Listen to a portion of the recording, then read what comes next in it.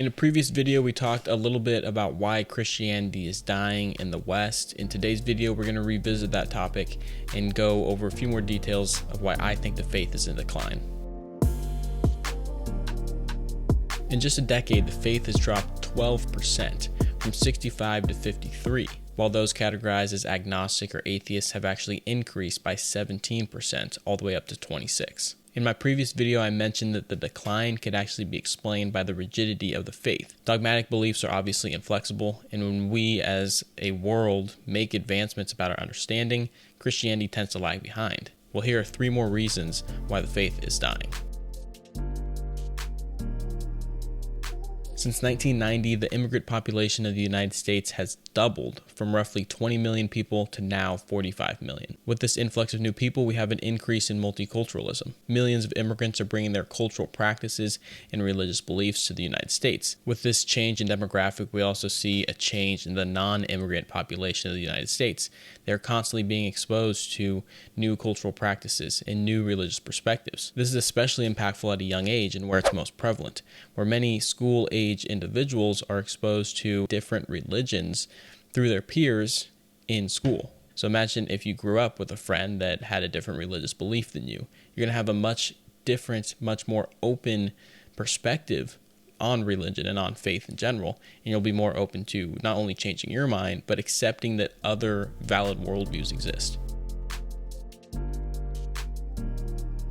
Number 2 is the rise of education. We know that education in general is associated with the loss of faith. For example, 11% of college graduates are atheists, where only 4% of high school graduates are. So we can expect that as more degrees are conferred, more people get educated, there's going to be a decline in religion, and this is exactly what we see. There's been a 12% increase in degrees awarded since 2000.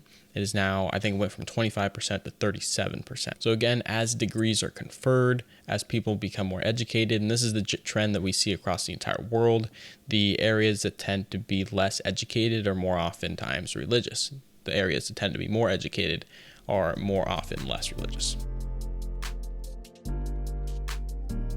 Now, last one is the irony of Christian apologetics. I know this is going to piss some people off, but I really think that there's an argument to be made here. So over the course of a few hours, I went on some discussion boards such as Quora and Reddit and searched the question, why are you a Christian? I learned that the overwhelming majority, roughly 82% of Christians, said that they believe based on things like personal experience or personal emotions or community or the figure of Jesus in general as being an inspiration, while only 18%, on the other hand, relied on facts, relied on whether it be historical facts, arguments, anything to prove their case or to justify their faith. Now, I did the same thing, but looked at the atheist responses, and they're almost exclusively based on arguments and facts and science. So let's zoom out a little bit and look at this at kind of a bird's eye view. 1, we know that in general, atheists have a better understanding of the Bible than Christians do.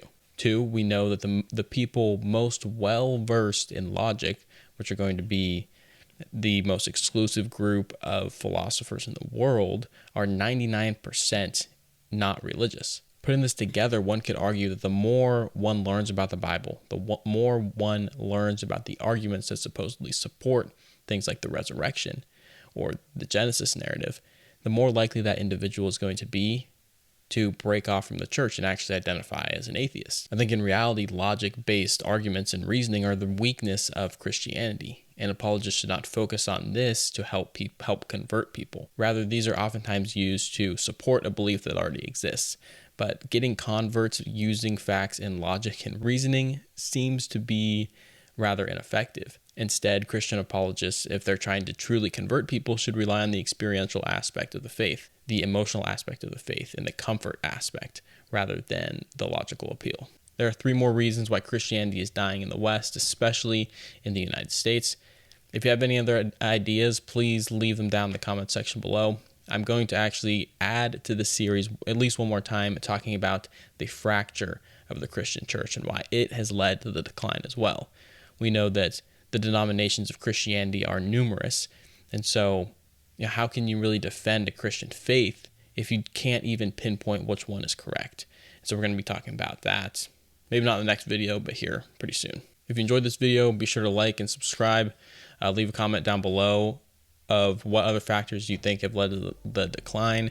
What do you think could be done to avoid the decline within the church or accelerate the decline within the scientific community, for example? So with that being said, I will see you on the next one.